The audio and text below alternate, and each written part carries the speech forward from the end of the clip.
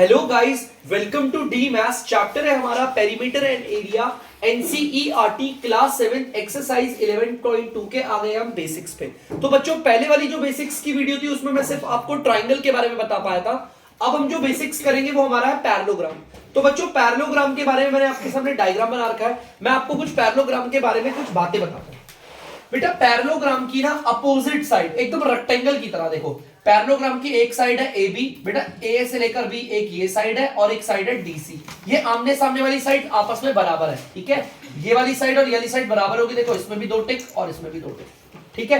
अब पैरेललोग्राम की ये वाली साइड देख लो बच्चों, डी ए, ये आपकी किसके इक्वल है? आपकी सी और बी के इक्वल है। देखो ये वाली साइड और ये वाली साइड ये आपस में क्या है? इक्वल है। अपोजिट साइड आपस में, अपोजिट साइड्स क्या होती है? बराबर। इसमें एक टिक और इसमें भी एक टिक लिख दिया, तो मतलब ये पता चल गया पैरेललोग्राम में अपोजिट साइड्स बराबर होती है, ठीक है।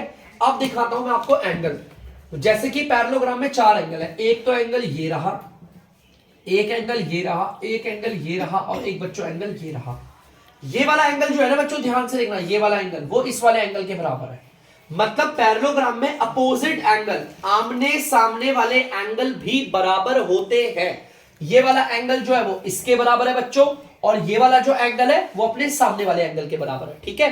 तो पैरेललोग्राम में आमने सामने वाली साइड बराबर होती है, आमने सामने वाले एंगल भी बराबर होते हैं, ठीक है। अब आते हैं पैरेललोग्राम के ऊपर, पैरेललोग्राम के फॉर्मूलाज पे। तो बच्चों, पहला फॉर्मूला मैं आपको बताता हूं इसका, सेम वही है, पेरीमीटर ऑफ। और पैरेललोग्राम को एक और तरीके से लिखते हैं, दो पैरेलल लाइन बनाते हैं और इसमें ग्राम लिख देते हैं जीएम, ठीक है। पैरेललोग्राम, ये पैरेललोग्राम की शॉर्ट फॉर्म होती है, पेरीमीटर ऑफ पैरेललोग्राम। बेटा, पेरीमीटर ऑफ पैरेललोग्राम होता क्या है पहले मैं आपको वो बता दूं। ये बाहर की टोटल बाउंड्री, ये टोटल बाउंड्री अगर आपको निकालनी है इस पैरेललोग्राम की, तो पेरीमीटर ऑफ पैरेललोग्राम निकालेंगे, जिसका फॉर्मूला होता है आपका सेम बच्चों वैसी मैं आपको बोलूंगा। इसका फॉर्मूला जो होता है आप बोल दीजिए length into breadth, sorry length plus breadth, bracket में यहां पर और इधर 2 आ जाता है, ठीक है। 2 ब्रैकेट में लेंथ प्लस ब्रेथ। इसे थोड़ा सा और अच्छे से लिख देते हैं बच्चों, यहां थोड़ा गंदा हो गया है, देखो अच्छे से लिखता हूं, 2 ब्रैकेट में लेंथ प्लस ब्रेथ, ठीक है। आप ऐसे भी कर सकते हो, लेंथ प्लस ब्रेथ बोल सकते हो, या तो मैं ऑप्शन के लिए बोलूंगा। देखो ध्यान से बच्चों, पेरीमीटर ऑफ पैरेललोग्राम आप ऐसे निकाल सकते हो, 2 ब्रैकेट में लेंथ प्लस ब्रेथ। इसके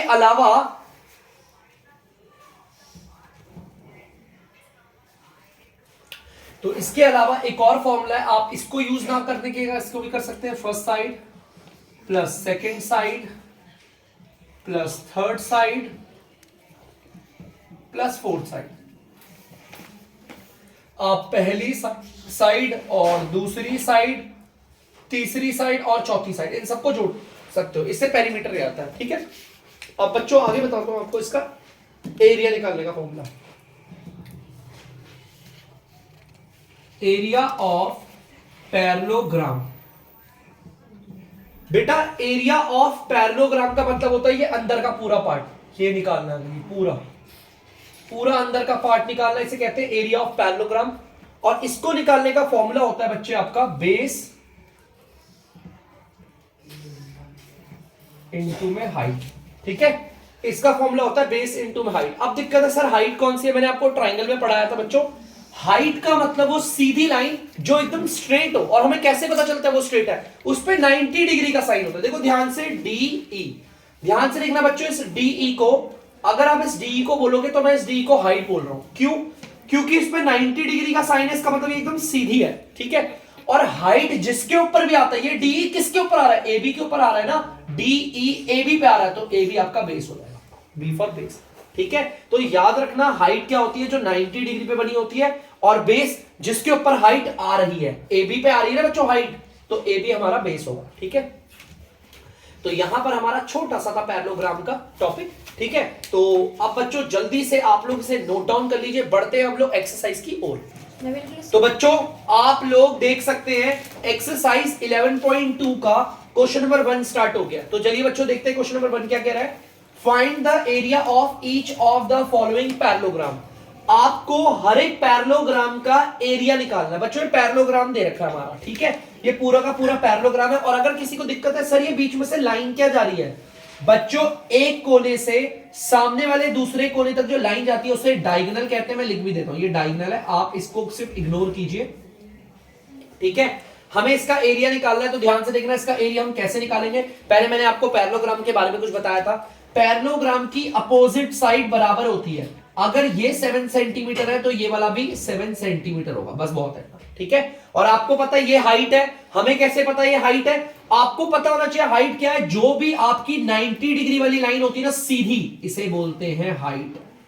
और हाइट आ किस पे रहा है बच्चों? देखो देखो, हाइट इस वाले साइड पे आ रहा है ना, देखो हाइट इस वाली साइड पे ही तो आ रही है, तो इसे बोलेंगे बेस, ठीक है, बी फॉर बेस, ठीक है, ध्यान रखना। तो चलिए एरिया ऑफ पैरेललोग्राम निकालते हैं, जिसका फॉर्मूला मैंने आपको करवा रखा है। एरिया ऑफ पैरेललोग्राम, मैं इसका पूरा नाम नहीं लिख रहा बच्चों, आप लोग लिख लीजिएगा पैरेललोग्राम, यहां पर स्पेलिंग लिख रही है। एरिया ऑफ पैरेललोग्राम का फॉर्मूला होता है बेस इनटू हाइट। मैंने बेसिक्स में पढ़ा है आपको, इक्वल की जगह इक्वल आ गया। बेस आप लोग देख सकते हैं, बेस ये रहा, जिसके ऊपर हाइट आती है उसे बेस कहते हैं, जो कि 7 सेंटीमीटर है। इनटू में हाइट आप देख सकते हो, सीधी लाइन जो 90 डिग्री वाली है, ये 90 डिग्री का साइन ये बोल रहा है कि ये लाइन एकदम सीधी है, तो ये 4 सेंटीमीटर इसका बेस है। पहले नंबर को मल्टीप्लाई करेंगे, 7 को 4 से करेंगे 28, सेंटीमीटर को सेंटीमीटर से मल्टीप्लाई करेंगे तो सेंटीमीटर के ऊपर पावर लग जाएगी 2, जिसे हम प्रोनाउंस करते हैं सेंटीमीटर स्क्वायर। तो बच्चों इस पूरे पैरेललोग्राम का एरिया आ गया, मतलब ये पूरा पार्ट आ गया अंदर का, ये आ गया आपका 28 सेंटीमीटर स्क्वायर। जल्दी से उतार लीजिए बच्चों। तो बच्चों आप लोग देख सकते हैं बी वाला पार्ट हमारा, तो बी वाले पार्ट में आपको पता है ये बेस दे रखा है बच्चों, और ये सेम हाइट है। अगर ये 5 सेंटीमीटर होगा तो पैरेललोग्राम की अपोजिट साइड बराबर होती है, ये भी 5 सेंटीमीटर हो गया, ठीक है। ये वाली हाइट है, मैंने सब कुछ लिख रखा है। एरिया ऑफ पैरेललोग्राम उतारना है आपको, तो ठीक है, एरिया ऑफ पैरेललोग्राम निकालते हैं। बेस हमारा ये रहा 5 सेंटीमीटर, मल्टीप्लाई बाय हाइट। आप लोग देख सकते हो बच्चों, ये हाइट क्यों है? क्योंकि ये 90 डिग्री पे बनी हुई है, इसलिए प्रूव्ड है कि एकदम सीधी है। ये 3 सेंटीमीटर हाइट होगी। हाइट हमेशा उसी लाइन को मानते हैं जो एकदम सीधी होती है 90 डिग्री पे। पहले नंबर को मल्टीप्लाई करेंगे, 5 3 15, सेंटीमीटर को 2 बार मल्टीप्लाई कर रहे हैं तो पर पावर 2 हो गई। तो बच्चों इस पूरे का ये जो अंदर का पोर्शन है ना, इसका एरिया आ गया है 15 सेंटीमीटर स्क्वायर। जल्दी से उतार लीजिए।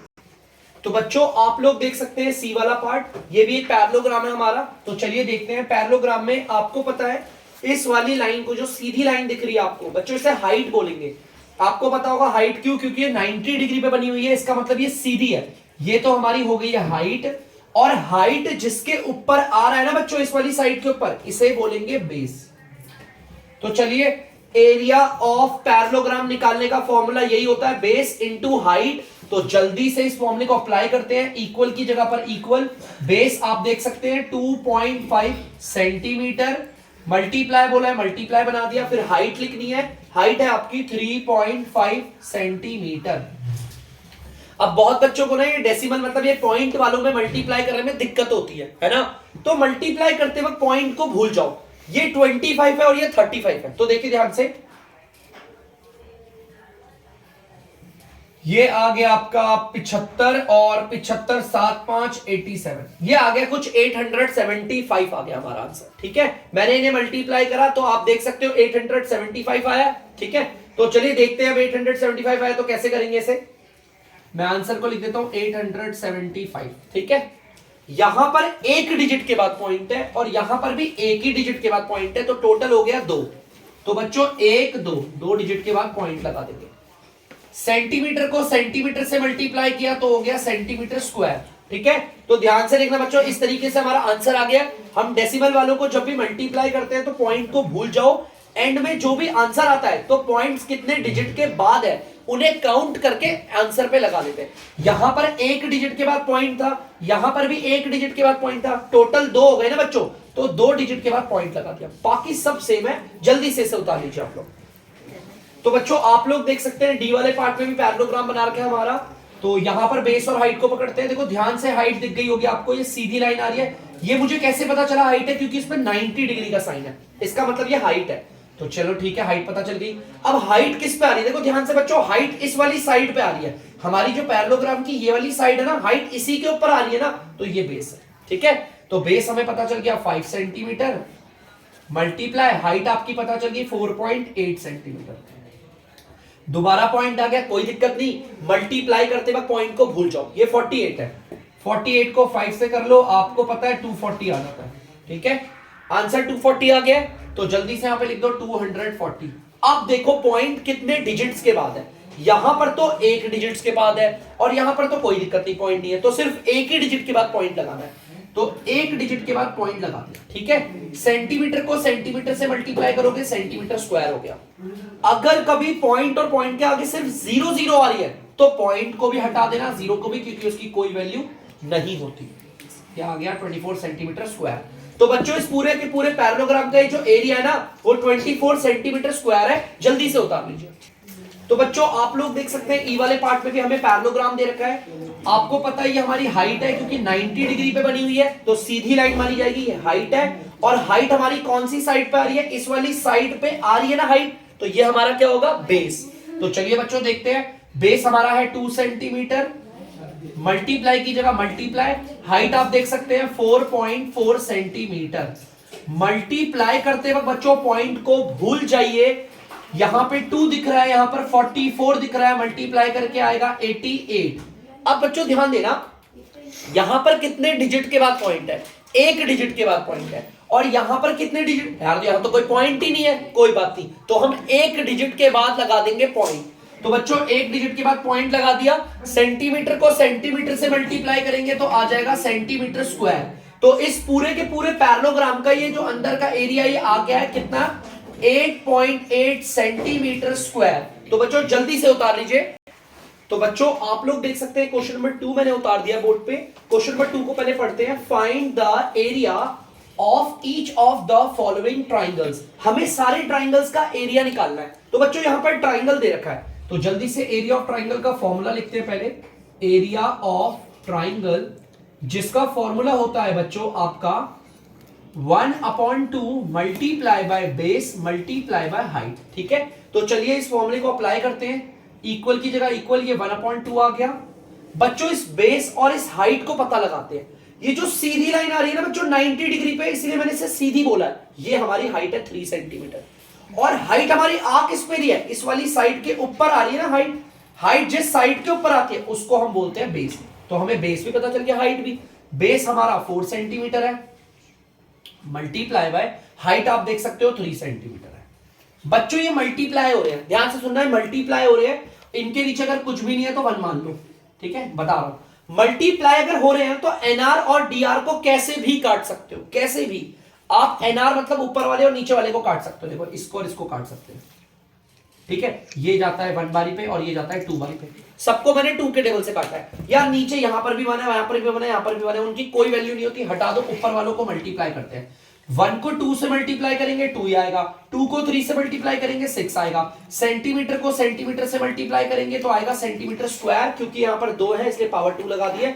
इस पूरे ट्राइंगल का एरिया मतलब ये पोर्शन, ये पूरा का पूरा पोर्शन निकल गया बच्चों। ये कितना निकला है, 6 सेंटीमीटर स्क्वायर। जल्दी से उतार लीजिए आपको। तो बच्चों आप लोग देख सकते हैं बी वाला पार्ट, यहां पर भी हमें इस पूरे ट्राइंगल का निकालना है area. Area of triangle is equal 1/2 into base into height.